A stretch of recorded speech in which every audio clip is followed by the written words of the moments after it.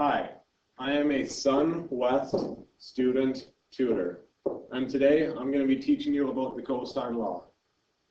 The cosine law is a mathematical formula that you can use to find angles and sides of a triangle. You can only use this law if you know all three sides of a triangle, like this, or if you know two sides and the included angle, like so. Now, the cosine law in standard form is a squared equals b squared plus c squared minus 2 times b times c times the cosine of the angle A.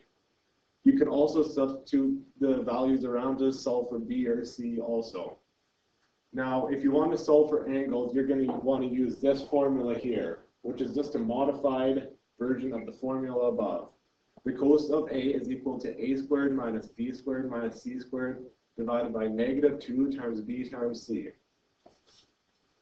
Now I'm going to do an example with you here. Here we have triangle DEF with side F being 9, E being 14, and angle D being 17.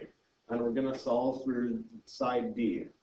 Now I've written out my formula here, and then I've made my substitution for all the values in here. So now, I just worked through this formula and I solved it, and here's my work.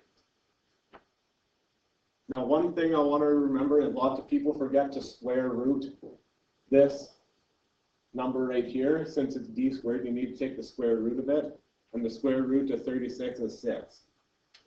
So now I've got a triangle that we need to solve for angle B. It's a triangle ABC, with side A being 28, side B being 25, and side C being 29.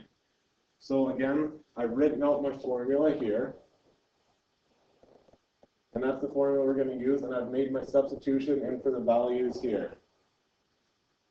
So now, just like anything else, you're going to work the numbers and solve this, and then I've written out all my work here. Now, one thing I want to note on this is this little step here, the cosine of B. So you get a big long decimal as your answer usually. So then on your calculator, most calculators have a sine, a cosine, and a tangent function. You're going to want to hit your second function button and then hit your cosine, and that should be a little symbol that's cosine to the power of -1. And you hit that and then enter your decimal, and it'll give you your angle that you are solving for.